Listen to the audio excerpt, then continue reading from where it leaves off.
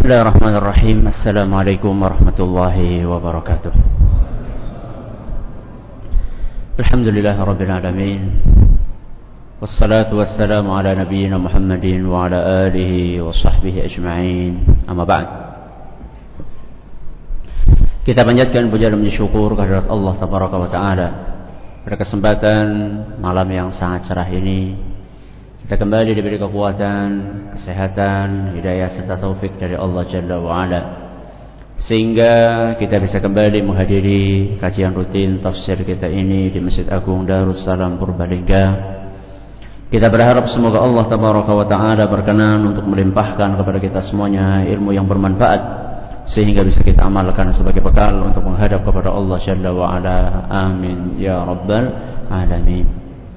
Salawat dan salam semoga senantiasa tercurahkan kepada junjungan kita Nabi besar Muhammad sallallahu alaihi wasallam, kepada para sahabatnya, keluarganya dan umatnya yang setia mengikuti tuntunannya hingga hari akhir nanti. Para hadirin dan hadirat yang kami hormati, dan juga para pendengar Radio Roja di Jakarta dan sekitarnya, di Bandung, di Lampung, dan dimanapun Anda berada, para pendengar Radio As-Sunnah FM di Cirebon dan sekitarnya, serta para pendengar radio kita di Madiun dan sekitarnya. Pada pertemuan yang telah lalu, kita membahas tentang tafsir Ibnu Abbas radhiyallahu anhuma manakala menafsirkan arti dari kalimat apa? Al-Kautsar. Kata beliau, "Inna a'tainakal kautsar." Yang dimaksud dengan Al-Kautsar adalah keistimewaan, kebaikan yang Allah limpahkan untuk siapa? Nabi Muhammad sallallahu alaihi wasallam. Lalu saat itu kita menyebutkan beberapa contoh keistimewaan yang Allah limpahkan untuk Nabi kita Muhammad sallallahu alaihi wasallam. Dan ternyata keistimewaan tersebut luar biasa dan banyak.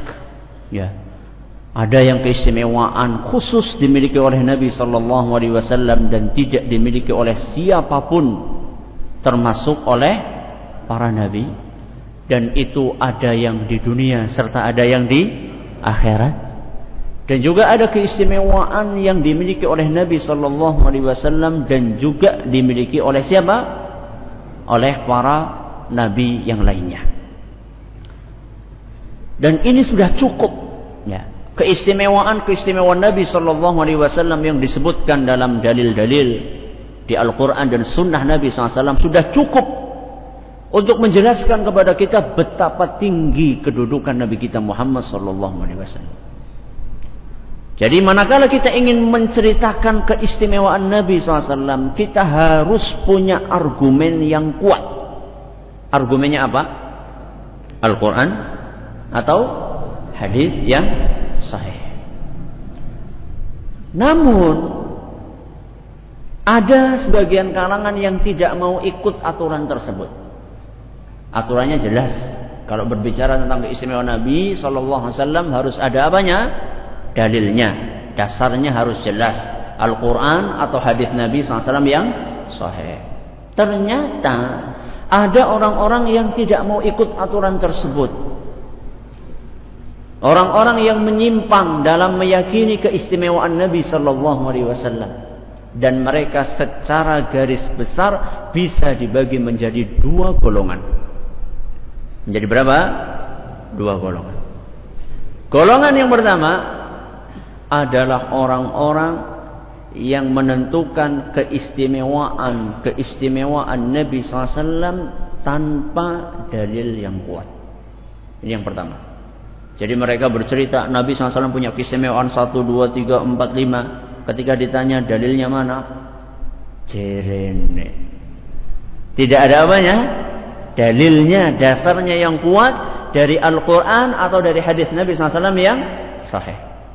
Ini golongan yang keberapa? Yang pertama. Yang kedua, kebalikannya. Apa kira-kira? Kebalikannya yang pertama apa? Dalilnya lemah ya yang pertama tadi. Orang-orang yang mengingkari keistimewaan Nabi SAW yang jelas-jelas ada apanya? Ada dalilnya. Kalau yang pertama bikin-bikin, yang tidak ada apanya? Dalilnya. Kalau yang kedua apa? Kalau yang kedua mereka menyebut atau mengingkari sudah ada keistimewaannya Nabi SAW 1, 2, 3, tapi mereka tidak percaya. Ini golongan yang keberapa? Yang kedua. Secara garis besar ada berapa golongan? 2. Yang pertama yang apa?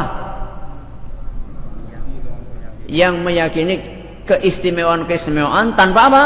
Dalil yang kuat. Yang kedua, yang mengingkari keistimewaan yang sudah jelas-jelas ada apanya? Ada dalilnya. Mari kita memberikan contoh yang pertama. Contoh yang pertama. Orang-orang yang menyimpang dalam meyakini keistimewaan Rasul SAW secara garis besar mereka bisa terbagi menjadi berapa? Menjadi 2. Yang pertama, mereka yang menetapkan berbagai keistimewaan untuk Nabi SAW tanpa dalil yang apa? Kuat.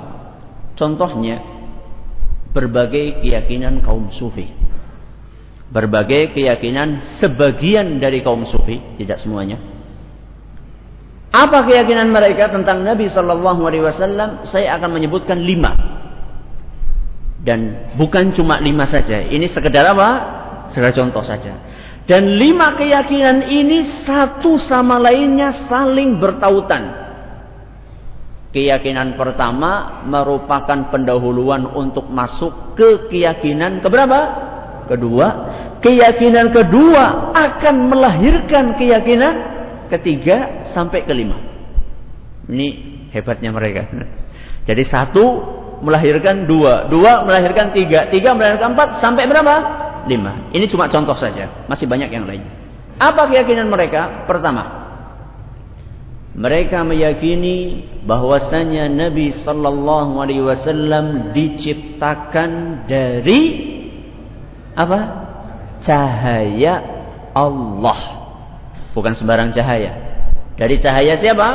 Allah. Terus apalagi Ustaz? Kelanjutannya, mereka meyakini pula bahwasanya alam semesta ini seluruhnya diciptakan dari cahayanya siapa? Rasulullah sallallahu alaihi wasallam. Ini yang biasa diistilahkan dengan keyakinan Nur Muhammad. Oh, benar. Muhammad Nur atau Nur Muhammad. Ada yang namanya Muhammad Nur di sini? Kalau tidak tahu ya tidak apa-apa. Nah, jadi segala sesuatunya berasal dari apa? Cahaya. Nabi kita Muhammad SAW, menurut mereka keistimewaan Nabi SAW salah satunya beliau diciptakan dari cahaya siapa tadi? Allah. Setelah tercipta Nabi SAW dari cahaya Allah, kemudian Nabi SAW membagikan cahayanya untuk menciptakan apa? Seluruh alam semesta. Kita termasuk alam semesta enggak? InsyaAllah, berarti kita terbuat dari apa? Cahayanya Rasul SAW. Luar biasa kita ini ya. Ini yang pertama. Keyakinan ini kaum muslimin dan kaum muslimat yang kami hormati adalah merupakan suatu ideologi yang tidak berargumen kuat. Tidak berargumen kuat. Landasan mereka adalah sebuah hadis. Sebuah apa? Hadis. Cuman sayangnya hadis ini apa? Palsu. Hadis apa? Palsu. Siapa Ustaz yang mengatakan palsu? Yang mengatakan palsu bukan saya. Yang mengatakan palsu pakar hadis mereka sendiri. Jadi ada di antara mereka yang ahli hadis, ya pakar hadis, punya keahlian dalam membedakan hadis. Dia sendiri yang mengatakan bahwasannya hadis tersebut palsu. Siapa yang mengatakan seperti itu? Ahli hadis kaum sufi yang bernama Abdullah ibnu Siddiq Al-Ghumari. Kata beliau, ketika beliau menceritakan tentang hadis Nur Muhammad tadi, kata beliau hadis tersebut zahirul wada'. Hadis tersebut jelas palsu. Wadihun nakarah, kemungkarannya begitu jelas. Fihi nafasun sufi. Hadis ini beraroma ajaran sufi. Jadi hadis ini ada apanya? Kecium mudah. Wah, ini mesti hadis bikinannya orang apa? Orang sufi. Itu yang menceritakan orang sufi sendiri. Jadi bukan dari saya. Dia dalam hal ini cukup objektif ya. Jadi mengatakan hadis palsu ya hadis apa? Palsu.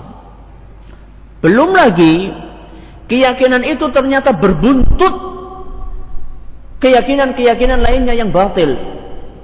Yaitu kalau misalnya kita meyakini bahwasanya Nabi sallallahu alaihi wasallam adalah diciptakan dari cahaya, berarti Nabi sallallahu alaihi wasallam manusia atau bukan? Manusia atau bukan?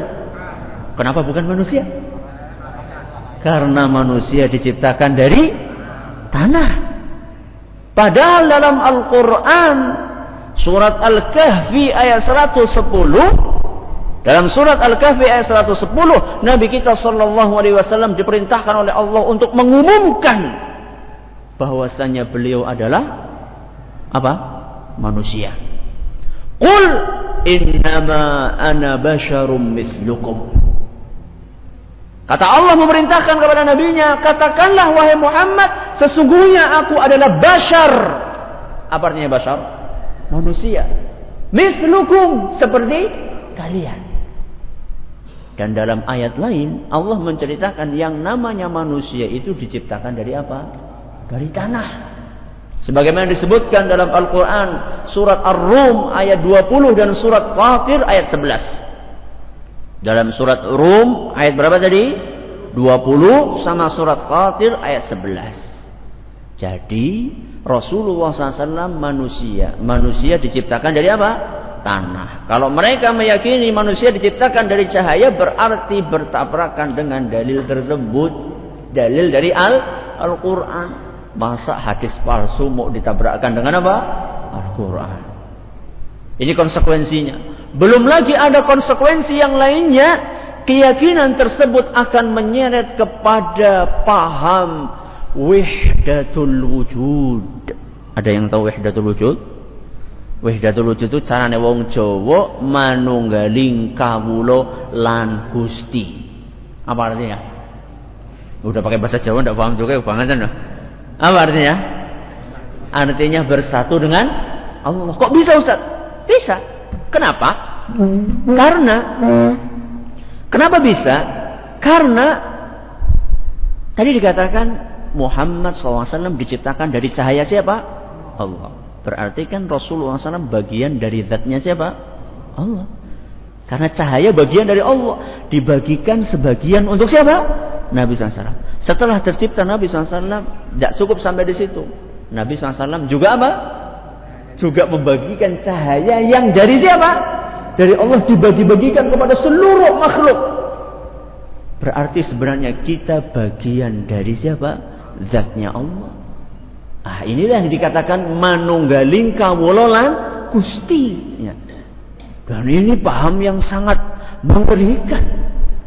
Sampai-sampai di tanah air kita yang menyebarkan paham ini dijatuhi hukuman mati sama para wali. Siapa itu? Syekh Siti Jenar digantung sama siapa? Sama Wali Songo. Karena menyebarkan pemahaman wahdatul wujud atau manunggaling kawula lan Gusti. Terus setelah mereka berhasil untuk meyakinkan orang-orang bahwa Rasulullah sallallahu alaihi wasallam adalah bagian dari zat Allah, maka mereka selanjutnya mengajak kepada keyakinan yang kedua. Apa keyakinan yang kedua? Keyakinan yang kedua adalah mereka meyakini bahwa setelah wafatnya Nabi kita Muhammad sallallahu alaihi wasallam masih bisa mendengar serta mengabulkan doa dan permohonan para manusia. Ini langkah yang kedua. Jadi setelah bikin persiapan muqaddimah, Nabi SAW itu bukan manusia sembarangan. Ini adalah manusia ataupun bagian dari apa? Allah. Karena dia diciptakan dari cahaya siapa? Allah. Makanya tidak seperti kita. Kalau kita manusia sudah mati, ya tidak bisa apa? Mendengar. Kalau Nabi SAW tidak.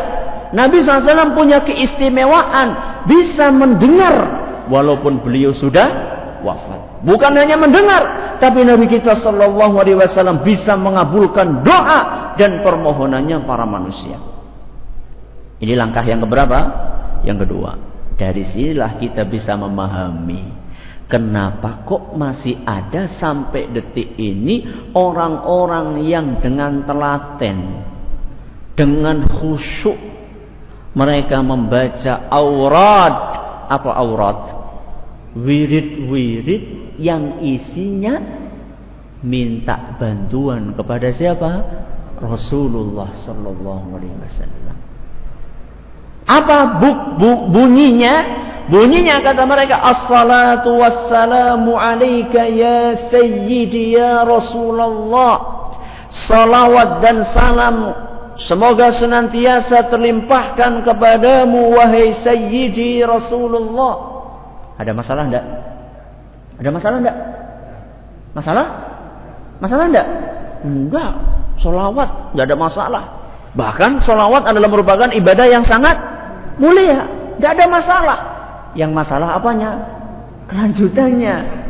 Apa kata mereka setelah mengucapkan salawat dan salam kepada Nabi sallallahu alaihi wasallam, mereka mengatakan, khudh biyadi, gamitlah tanganku wahai Rasul. Qallat hilati, kemampuanku sudah sangat terbatas. Adrikni, bantulah aku. Ini masalahnya di sini. Karena mereka terang-terangan meminta tolong kepada Nabi kita Muhammad sallallahu alaihi wasallam, padahal di dalam Al-Qur'an surat Al-Fatihah ayat 5 Allah Subhanahu wa taala berfirman, iyyaka na'budu wa iyyaka nasta'in. Hanya kepadamu-lah wahai Allah kami menyembah, dan hanya kepadamu lah wahai Allah kami minta tolong. Kita hanya boleh minta tolong kepada Allah.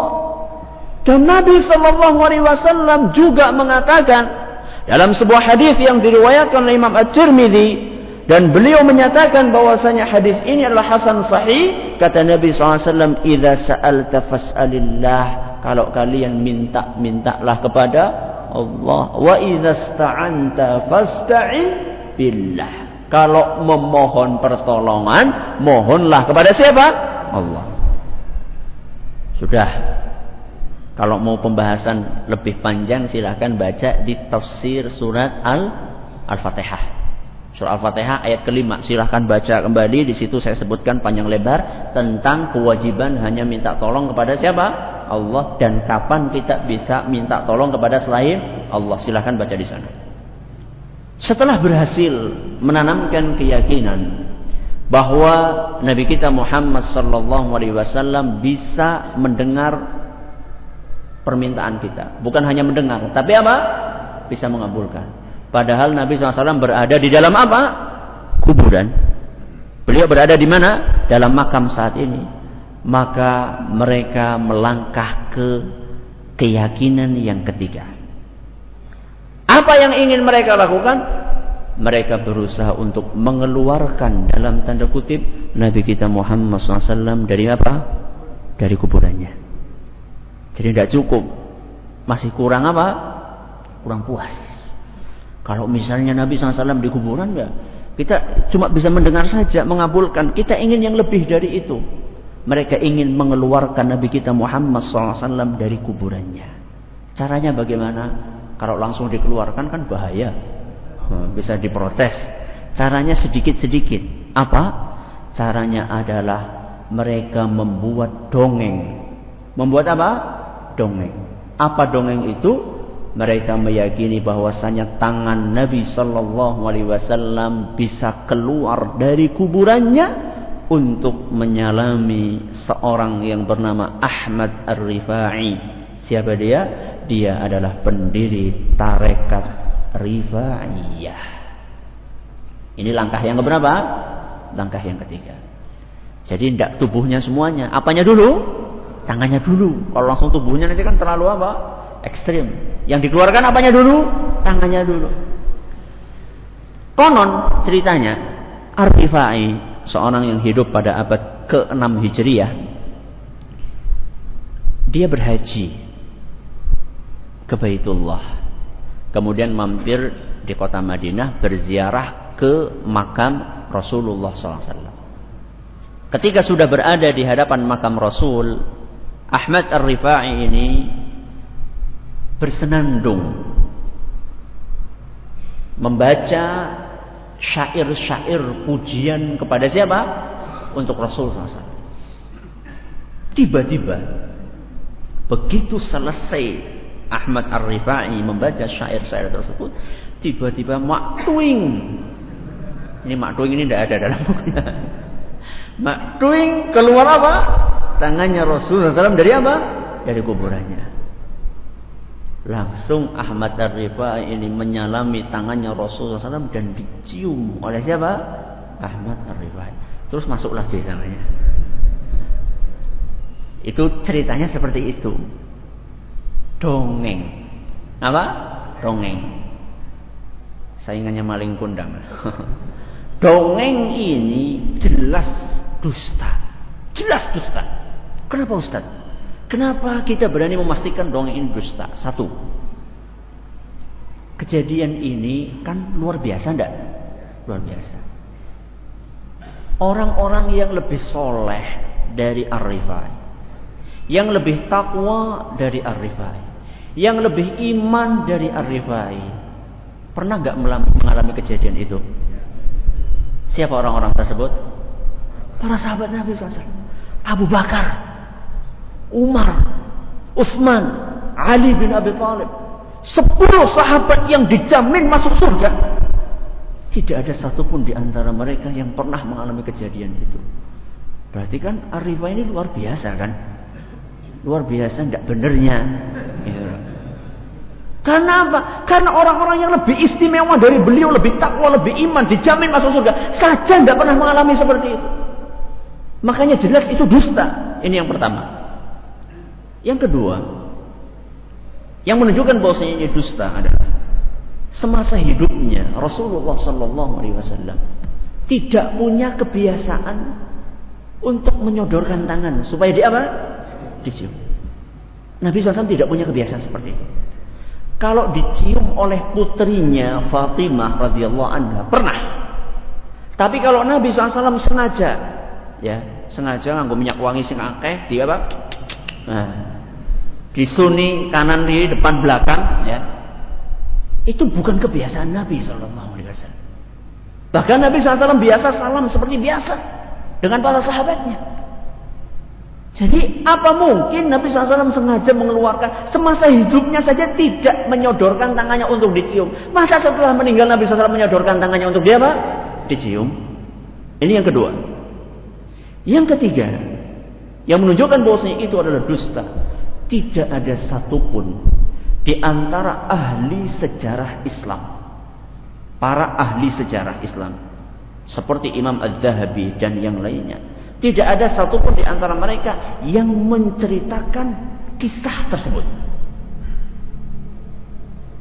Padahal kisah tadi super ajaib enggak? Super ajaib. Yang namanya ahli sejarah, yang kecil-kecil saja mereka apa kan?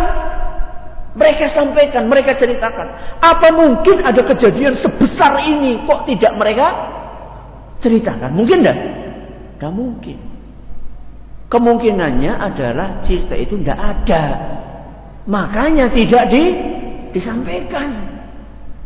Ini tiga hal yang membuktikan bahwasanya kisah itu kisah apa? Dusta. Ternyata mereka tidak puas, hanya mengeluarkan apanya? Tangan Nabi SAW. Manakala mereka melihat dongeng mereka laris di kalangan orang-orang yang tidak berilmu, maka mereka melangkah ke langkah berikutnya. Mereka mengeluarkan dalam tanda kutip Nabi kita Muhammad SAW dari makamnya, bukan hanya tangannya, tapi seluruh jasadnya. Bagaimana caranya? Caranya adalah dengan keyakinan yang keempat. Mereka meyakini bahwa di dunia ini mereka bisa bertemu dan melihat langsung Nabi Sallallahu Alaihi Wasallam di alam nyata, bukan ketika mimpi. Ini keyakinan mereka yang keberapa? Yang keempat. Jadi setelah berhasil mengeluarkan tangan, mereka keluarkan tidak cukup tangannya apa? Tubuh Nabi SAW semuanya. Bagaimana caranya? Caranya mereka meyakini bahwa di dunia ini mereka bisa melihat dan bertemu langsung dengan Nabi SAW di alam nyata. Di alam nyata maksudnya apa? Maksudnya bukan ketika tidur. Ketika kita sedang apa? Terjaga. Ya. Kalau sedang tidur itu boleh dan ada dan mungkin. Ya. Ini yang keempat. Loh, mereka dalilnya apa? Kebanyakan dari mereka berargumen dengan kisah, dengan dongeng, dengan cerita. Pernah ada fulan ketemu dengan Nabi SAW bukan dalam keadaan apa? Tidur. Banyak kisah-kisah itu. Tapi ada di antara mereka yang berdalil dengan hadis. Ada di antara mereka yang berdalil dengan apa? Hadis, dan hadisnya dalam Sahih Bukhari. Hadisnya dalam apa? Sahih Bukhari. Waduh Ustaz, ini Sahih Bukhari ini masalahnya Ustaz. Kita lihat hadisnya bunyinya apa? Hadisnya bunyinya adalah man ra'ani fil manam, barang siapa melihatku dalam mimpi, fasayarani fil yaqadhah, maka dia akan melihatku dalam keadaan terjaga. Terjaga itu maksudnya ketika apa? Ketika tidak tidur. Wala yatamassalu syaitanu bi, dan setan tidak bisa menyerupaiku. Yang jadi masalah di sini adalah kalimat yang ada apanya? Yang dicetak tebal dan digaris bawahi. Itu yang jadi masalah di sini, yang muskil di sini. Kalau yang tidak dicetak lebal itu tidak masalah. Barang siapa yang melihatku dalam mimpi, itu tidak masalah. Karena bisa saja seseorang itu melihat Rasulullah SAW dalam apa? Mimpi. Dan itu banyak kejadian. Dan Nabi SAW mengatakan tidak mungkin. Jadi mungkin seseorang itu bisa, mungkin seseorang melihat Nabi SAW dalam keadaan apa? Mimpi. Mungkin. Karena setan tidak bisa menyerupai Nabi SAW. Kalimat yang ada garis bawahnya muskil. Terus bagaimana para ulama menjawab hadis yang muskil ini? Secara garis besar ada 3 jawaban. Jawaban yang pertama, hadis ini menyelisihi hadis-hadis lain dan riwayat-riwayat lain yang sahih juga. Dan juga ada dalam Sahih Bukhari juga. Dan ada juga dalam Sahih Muslim dan dalam kitab-kitab hadis yang lainnya. Menyelisihi riwayat-riwayat dan hadis-hadis lain yang tidak menyebutkan tambahan kalimat, maka dia akan melihatku dalam keadaan terjaga. Tadi kalimat yang dicetak tebal dan di apa? Yang digaris bawahi. Hadis-hadis yang lain yang bercerita tentang kemungkinan dilihatnya Nabi SAW dalam mimpi tidak menyebutkan kalimat tersebut. Dan itu bukan dari satu sahabat, tapi dari sekian banyak sahabat yang meriwayatkan hadis itu, tidak ada satupun di antara mereka yang menyebutkan tambahan tadi. Hanya disebutkan dalam hadis riwayat Abu Hurairah tadi saja, dan itu pun dalam satu riwayat saja. Riwayat yang lainnya dari Abu Hurairah tidak ada satupun yang menyebutkan redaksi tersebut, dan hadis-hadis yang lain yang diriwayatkan oleh selain Abu Hurairah juga tidak menyebutkan kalimat tersebut. Makanya keabsahannya masih diragukan. Saya tidak mengatakan langsung mengatakan dhaif, tapi saya katakan keabsahannya masih diragukan. Ustaz, katakanlah hadisnya sahih. Sudah, katakanlah hadisnya apa? Sahih. Bagaimana jawaban para ulama? Yang kedua, seandainya hadisnya sahih, maka kata para ulama, maknanya tidak seperti yang dipahami oleh kaum sufi. Bukan berarti kita bisa melihat Nabi SAW secara terjaga, bukan. Terus maknanya apa? Kata Ibnu Hajar Al-Asqalani rahimahullah, kata Al-Hafidz Ibnu Hajar, maknanya adalah maksud dari riwayat tersebut, barang siapa melihat Nabi SAW dalam mimpi, seakan dia melihat Nabi SAW dalam keadaan terjaga. Jadi ada kata apa? Seakan. Dan ini disebutkan dalam riwayat Ahmad. Dan ini riwayat Ahmad ini menjelaskan maksud dari riwayat Bukhari. Maksudnya adalah barang siapa yang melihat Nabi SAW dalam mimpi, seakan-akan dia melihat Nabi SAW dalam keadaan apa? Terjaga. Bukan maksudnya dia pasti akan melihat dalam keadaan terjaga, bukan. Atau kemungkinan yang kedua, kata Ibnu Hajar, maksudnya adalah barang siapa yang melihat Nabi SAW dalam mimpi di dunia, maka dia akan melihat Nabi SAW secara terjaga langsung di mana? Di akhirat. Bukan di mana? Bukan di dunia. Dan dia bisa melihat Nabi SAW secara istimewa, bukan sembarang melihat. Tapi Ustaz, kenapa sih kok perlu artinya ini tidak ditafsirkan secara harfiah? Kenapa? Karena konsekuensinya, kalau misalnya Nabi SAW bisa dilihat secara lahiriah, konsekuensinya satu, para sahabat yang baru-baru itu sampai akhir zaman akan terus ada. Sahabat itu apa? Apa definisi sahabat? Orang yang bertemu dengan Rasul Sallallahu Alaihi Wasallam dan beriman, lalu mati dalam keadaan apa? Islam. Para sahabat sekarang masih ada enggak? Masih ada enggak sekarang? Enggak ada. Tapi kalau misalnya hadis tadi ditafsirkan secara harfiah, kita bisa melihat Nabi SAW dalam keadaan kita sadar, bukan dalam keadaan tidur, berarti kita sudah jadi apa? Sahabat. Itu konsekuensinya. Jadi kalau misalnya hadis tadi ditafsirkan secara letter luck, secara harfiah, maka akan sampai akhir zaman masih terus muncul apa? Sahabat. Bisa jadi jenengan jadi sahabat nanti. Temennya Abu Hurairah nanti jenengan. Ya. Karena pernah ketemu sama siapa? Nabi SAW. Bukan ketika mimpi, tapi ketika apa? Ketika terjaga, ketika kita dalam keadaan dunia nyata, kita ketemu sama Nabi SAW. Berarti kita sudah naik pangkat kita. Bukan manusia biasa kita. Jadi apa? Sahabat Nabi SAW. Ini yang kedua. Yang ini konsekuensi batil yang pertama. Al-Imam Al-Qurtubi menambahkan konsekuensi batil yang lainnya. Kata beliau, kalau misalnya yang ketemu sama Nabi SAW ada 5 orang. Yang ketemu sama Nabi SAW ada 5 orang. 1 di Purwokerto, 1 di Banjarnegara, 1 di Arab Saudi, macam perkap ya. Yang satunya di mana? Di Amerika. Yang kelima di Afrika. Semuanya ketemu sama Nabi SAW. Berarti saat itu jasad Nabi SAW ada berapa? Ada 5. Terus gimana? Yang asli yang mana? Ini muskil yang kedua kata Imam Qurtubi. Atau saya simpulkan dari keterangan Imam Qurtubi. Yang ketiga, kalau Nabi SAW bisa dilihat secara nyata, berarti Nabi keluar dari mana? Dari kuburan.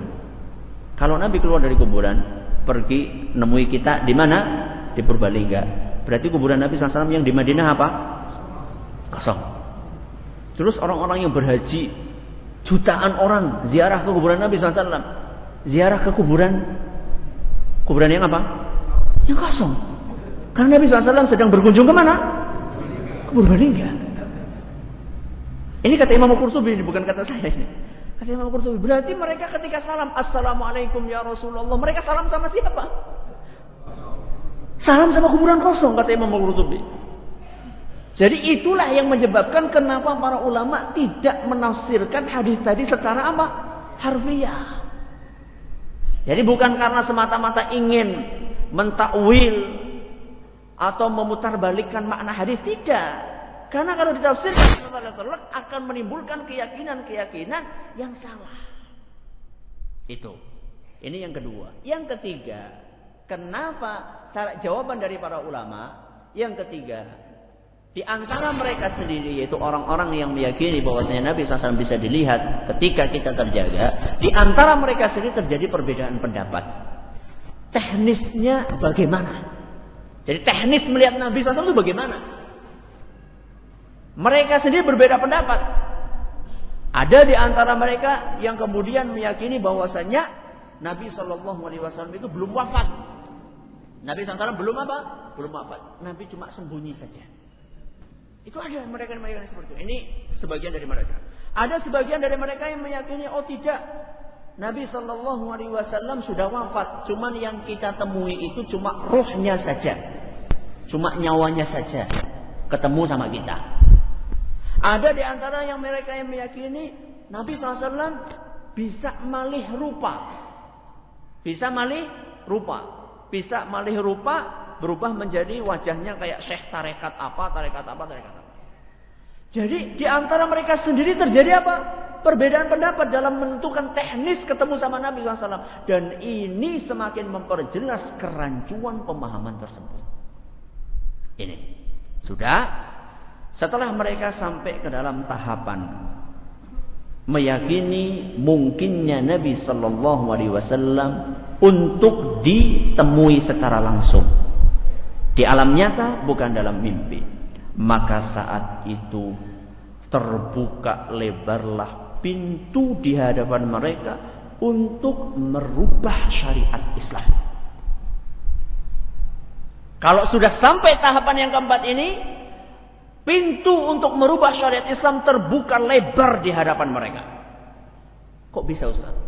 Karena sebelumnya setiap mereka membuat amalan baru, mestikan mereka ditodong. Mana dalilnya? Qur'annya surat apa, ayat berapa, hadisnya riwayat siapa, dalam kitab apa, hadisnya sahih apa enggak? Mereka selalu tidak bisa apa? Jawab, karena tidak ada. Karena banyak di antara amalan mereka yang tidak ada dalilnya dari Quran, dari hadis sahih pun tidak ada. Akhirnya ketika ditanya, mana dalam kitab apa? Tidak ada dalam kitab hadis. Tapi setelah mereka punya keyakinan ini, mereka sekarang mudah jawabnya. Mana? Tidak ada dalam kitab hadis. Ya emang tidak ada. Ana langsung ketemu sama Rasul SAW. Tidak butuh apa?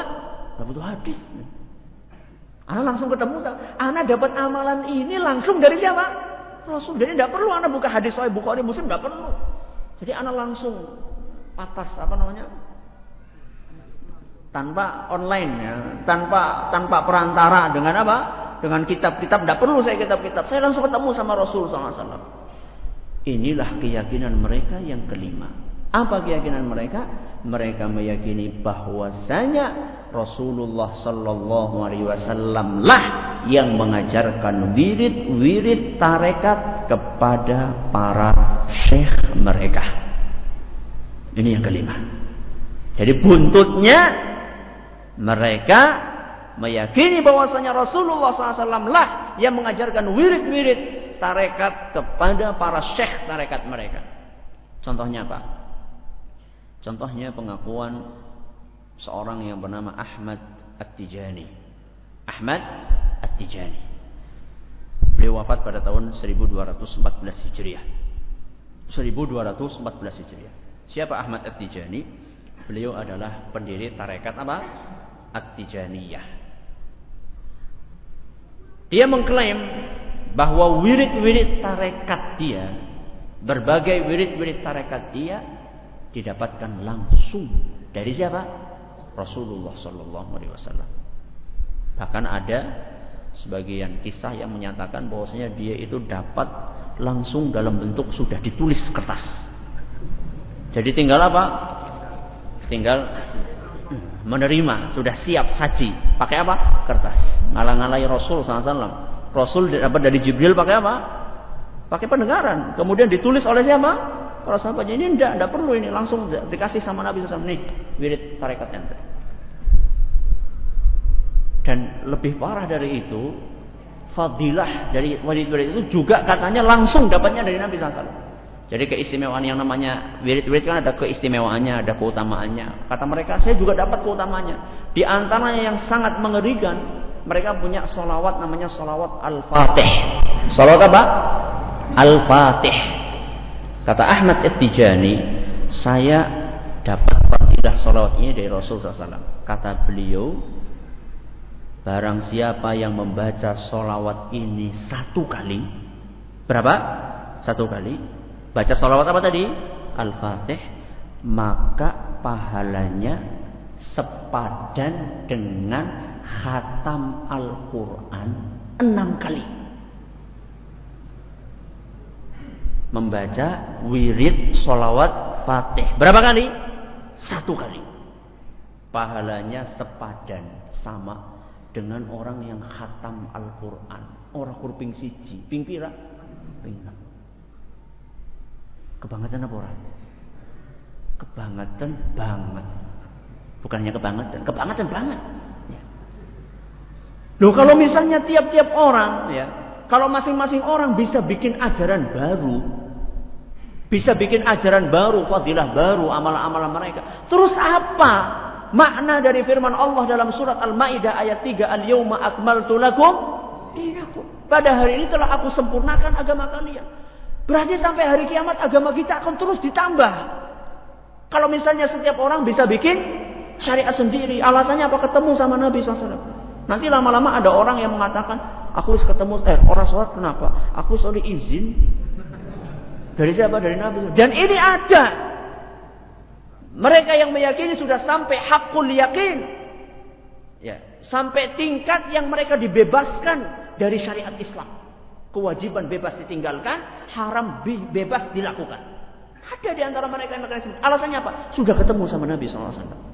Saya sudah dibebaskan dari syariat. Maka berhati-hatilah. Ini bukan suatu hal yang remeh. Ini golongan yang pertama. Golongan yang pertama. Golongan yang kedua, siapakah golongan yang kedua? Golongan yang kedua adalah mereka yang mengingkari berbagai keistimewaan siapa? Nabi SAW yang jelas-jelas telah disebutkan dalam dalil yang sahih. Contohnya siapa? Contoh paling gampangnya adalah penganut apa? Ahmadiyah. Penganut Ahmadiyah mereka mengingkari keistimewaan Nabi SAW sebagai penutup para nabi. Itu keistimewaan bukan? Keistimewaan.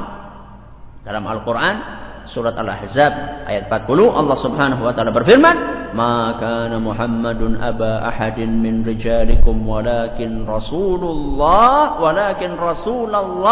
wa khataman nabiyyin." Sesungguhnya Nabi SAW ada utusan Allah dan khataman nabiyyin, penutup para nabi. Penutup para nabi berarti kalau ada nabi lain Mirza Ghulam Ahmad, berarti penutup nabi itu bukan siapa? Bukan Rasulullah SAW. Itu namanya bukan penutup. Ya. Kalau masih ada yang lainnya itu namanya bukan penutup. Maka berhati-hatilah. Khataman nabiyyin, keistimewaan Nabi SAW adalah penutup para nabi. Jadi dengan selesai diutusnya Nabi SAW, maka kenabian itu ditutup semuanya. Kata Ibnu Katsir, kalau Nabi ditutup berarti Rasul juga apalagi. Karena setiap Nabi adalah Rasul, karena setiap Rasul adalah Nabi dan tidak setiap Nabi adalah Rasul. Nabi saja tidak sudah ditutup apalagi Rasul. Dan Nabi SAW lebih menegaskan lagi dalam hadis riwayat Bukhari dan Muslim, innahu la nabiyya ba'di, sesungguhnya tidak ada nabi sesudahku. Ini jelas, karena ada sebagian mereka yang menafsirkan khatam itu bukan penutup, tapi apa? Cincin. Jadi ayat tadi, surat apa tadi? Surat Al-Ahzab ayat 40, khataman nabiyyin bukan penutup nabi. Artinya apa? Cincinnya para nabi. Cincin. Jadi ya boleh saja nanti ada yang jadi gelang, ada yang jadi kalung, tidak apa-apa. Nabi kan cuma cincin saja. Nah, hadis riwayat Bukhari Muslim ini menegaskan khatam artinya adalah apa? Penutup. Kata Nabi SAW, innahu la nabiyya ba'di, sesungguhnya tidak ada nabi sesudahku. Sampai di sini pengajian kita. Pengumuman untuk Rabu depan, insyaallah libur. Rabu depan libur, tanggal 2 Mei karena saya akan ngajar di Jember insyaallah. Nanti masuk lagi seminggu lagi yaitu tanggal 9 Mei insyaallah. Tolong disampaikan kepada jamaah yang tidak hadir hari ini. Atas segala perhatiannya kami ucapkan terima kasih. Atas segala kekurangannya kami mohon maaf yang sebesar-besarnya. Subhanakallahumma bihamdika asyhadu an la ilaha illa anta astaghfiruka wa atubu ilaik. Wassalamualaikum warahmatullahi wabarakatuh.